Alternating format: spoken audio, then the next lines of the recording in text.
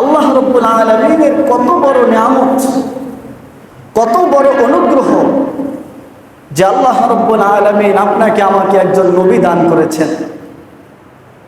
পৃথিবীর সমস্ত মানুষ থেকে শ্রেষ্ঠ, সমস্ত নবী রাসূলদের মধ্য থেকে শ্রেষ্ঠ একজন নবী আপনাকে আমাকে দান করেছেন। এবং আল্লাহ রাব্বুল আলামিনের বিশেষ অনুগ্রহে তিনি আপনাকে আমাকে শেষ নবীর উম্মত বানিয়েছেন। এটা আল্লাহ রাব্বুল আলামিনের অসংখ্য অগণিত নিয়ামতের মধ্য থেকে একটি অন্যতম নিয়ামত। এই শেষ নবীর উম্মত হওয়ার জন্য হযরত ঈসা আলাইহিস সালাতু ওয়াস সালাম আল্লাহ রাব্বুল আলামিনের দরবারে আকুত বিনীত করেছেন। তিনি আল্লাহ রাব্বুল আলামিনের দরবারে চোখের পানি ফেলিয়েছেন, হে আল্লাহ, আমাকে শেষ নবীর উম্মত অবশ্যই বানাবে। যদিও সেটা অসম্ভব ছিল, কারণ তিনি আল্লাহ রাসূল সাল্লাল্লাহু আলাইহি ওয়াসাল্লাম থেকে অনেক পূর্বে আগমন করেছিলেন। কিন্তু আল্লাহ রাব্বুল আলামিন তার দোয়া কবুল করেছেন। আল্লাহ রাব্বুল আলামিন তাকে উপরে উঠে নিয়ে গেছেন এবং আল্লাহ রাব্বুল আলামিন তাকে শেষ নবীর উম্মত বানিয়ে আবার দুনিয়ায় প্রেরণ করবেন। আমরা হলাম শেষ নবীর উম্মত। আমাদের পরিচয় হলো আমরা শ্রেষ্ঠ নবীর শ্রেষ্ঠ উম্মত, শ্রেষ্ঠ নবীর শ্রেষ্ঠ উম্মত। কিন্তু আফসোসের বিষয় হলো ভাই, আফসোসের বিষয়, আমরা স্বর্ণ যাচাই করতে জানি না, স্বর্ণ পরখ করতে জানি না, আমরা স্বর্ণ চিনি না, আমরা শুধুমাত্র কাদা চিনি। আমরা শেষ নবীর শেষ উম্মত, শ্রেষ্ঠ নবীর শ্রেষ্ঠ উম্মত, খাতামুল আম্বিয়ার উম্মত, এটা আমরা জানি না। আমি মাঝে মধ্যেই বলে থাকি, এক কাঠুরি সে কাঠ কাটতে গিয়েছে বনে জঙ্গলে। কাঠ কাটতে হঠাৎ করে দেখতে পেল একটা পাথর। চিন্তা করলো, আজকে তো কাঠও নিয়ে যাব, এই পাথরটাকেও সাথে করে নিয়ে যায়। এই পাথরটা নিয়ে যাই, যদি কোনো কাজে লাগে তাহলে কোনো কাজে লাগাবো। পাথরটাকে যত্ন করে বাড়িতে নিয়ে গেল। চিন্তা করলো কোন কাজে লাগানো যেতে পারে, কি কাজে লাগানো যেতে পারে। এক পর্যায়ে পাথরটাকে ঘরের সামনে রেখে দিল এবং বলল, আমি যেহেতু প্রতিদিন পা ধুয়ে উঠি, এজন্য এই পাথরের উপরে দাঁড়িয়ে প্রতিদিন পা ধুয়ে ঘরে উঠব। এজন্য আমার এতটুকু সহায়ক হবে, এতটুকু উপকার এই পাথরটা আমাকে করবে। হঠাৎ করে রাস্তা দিয়ে এক ব্যক্তি যাচ্ছিল, দেখতে পেল একটা পাথর। কিন্তু এই পাথরটা সাধারণ কোনো পাথর নয়, এই পাথরটার ভিতরে অন্য কোনো রহস্য রয়েছে। যারা চেনে, যারা বুঝে, তারা অবশ্যই পার্থক্য করতে পারে কোনটা পাথর এবং কোনটার ভিতরে রহস্য লুকায়িত আছে। তিনি বুঝতে পারলেন এবং চিন্তা করলেন, এই পাথরটাকে আমি ক্রয় করে নিয়ে যাই। যদি ক্রয় বিক্রয় হয়ে যায় তাহলে আমি হলাম তার মালিক, আমি হলাম ক্রেতা আর সে হলো বিক্রেতা। যদি আমি ক্রয় বিক্রয় করে নিয়ে যাই তাহলে আমি এটার মালিক হয়ে যাব, এটার মালিকানা আমার চলে আসবে। পরবর্তীতে যদি আবদার করে, দাবিও করে, তাহলে আমি এটা বলতে পারবো আপনার কাছ থেকে আমি এই পাথরটাকে ক্রয় করেছি। পাথরটার দাম বলল অল্প কিছু।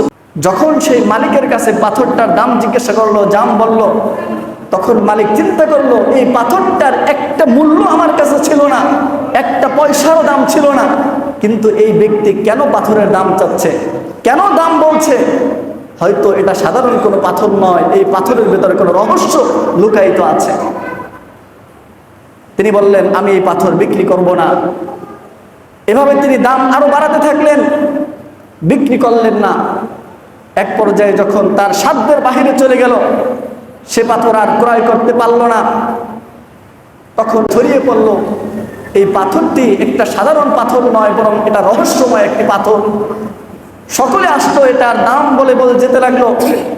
কোনো ব্যক্তি এই পাথরকে ক্রয় করতে পারল না। সর্বশেষ সে রাষ্ট্রের যে রাজা ছিল, সেই রাজা এসে সেই পাথরটাকে ক্রয় করলো। তবে যে ব্যক্তি বিক্রেতা, যে পাথরের মালিক, সে শর্ত দিল, এই পাথরটাকে যদি তুমি ক্রয় করতে চাও তাহলে ক্রয় করতে হবে, এক পাল্লার ভিতরে পাথরটাকে রাখা হবে আর এক প্রান্তে আর এক পাশে এই পরিমাণ স্বর্ণ মুদ্রা, টাকা পয়সা আমাকে দিতে হবে। যদি দিতে পারো তাহলেই আমি এই পাথর বিক্রি করব। এই গল্প বোঝানোর, বলার শুধুমাত্র উদ্দেশ্য একটাই, যারা পাথর চেনে তারা পাথরের সমপরিমাণ টাকা দিয়েও সেই পাথরকে ক্রয় করতে চায়। আর যে ব্যক্তি পাথরকে চেনে না, সে পাথরের উপরে দাঁড়িয়ে নিজের পা ধৌত করতে চায়। প্রিয় ভাইরা আমার, আমাদের ভিতরে ঈমান আছে, আমরা আল্লাহর উপরে ঈমান এনেছি, কিন্তু এই ঈমানের মাধ্যমে আমি আল্লাহ রাব্বুল আলামিনকে চিনতে পারলাম না। এই ঈমানের মাধ্যমে আমি নামাজকে চিনতে পারলাম না। এই ঈমানের মাধ্যমে আমি কোরআন শরীফ তেলাওয়াতকে চিনতে পারলাম না। এই ঈমানের মাধ্যমে আমি শরীয়ত চিনতে পারলাম না। এই ঈমানের মাধ্যমে আল্লাহ রাব্বুল আলামিন আমাকে যে আদেশ করেছেন, ইহদিনাস সিরাতাল মুস্তাকিম, হে আমার বান্দা, তুমি আমার নিকট দৈনিক বলো ইহদিনাস সিরাতাল মুস্তাকিম, আমাকে সরল সঠিক পথের দিকে পথ প্রদর্শন করো। কিন্তু প্রিয় ভাই, আফসোসের বিষয়, সরল সঠিক পথ আমরা চিনতে পারলাম না। আমরা আল্লাহর রাসূলকে পেয়েছি, আমরা আমাদের হাবিবকে পেয়েছি, দুনিয়ার শ্রেষ্ঠ মানুষদের মধ্য থেকে শ্রেষ্ঠ ব্যক্তিত্বকে পেয়েছি, কিন্তু সেই মানুষটাকে আমরা চিনতে পারলাম না।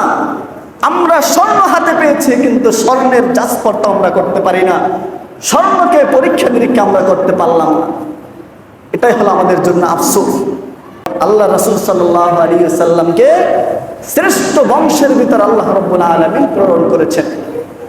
হযরত আয়েশা সিদ্দিকা রাদিয়াল্লাহু তাআলা আনহা তিনি একটি হাদিস বর্ণনা করেন, আন আয়েশা রাদিয়াল্লাহু তাআলা আনহা আনিন নবী সাল্লাল্লাহু আলাইহি ওয়াসাল্লাম আন জিবরিল আলাইহিস সালাতু ওয়াস সালাম قلبت مشارق الأرض ومغاربها فلم أجد رجلا أفضل من محمد صلى الله عليه وسلم। হযরত আয়েশা সিদ্দিকা রাদিয়াল্লাহু তাআলা আনহা একটি হাদিস বর্ণনা করেন রাসূল পাক সাল্লাল্লাহু আলাইহি ওয়াসাল্লাম থেকে। আল্লাহর রাসূল সাল্লাল্লাহু আলাইহি ওয়াসাল্লাম এই হাদিসটাকে বর্ণনা করেছেন জিবরাইল আলাইহিস সালাম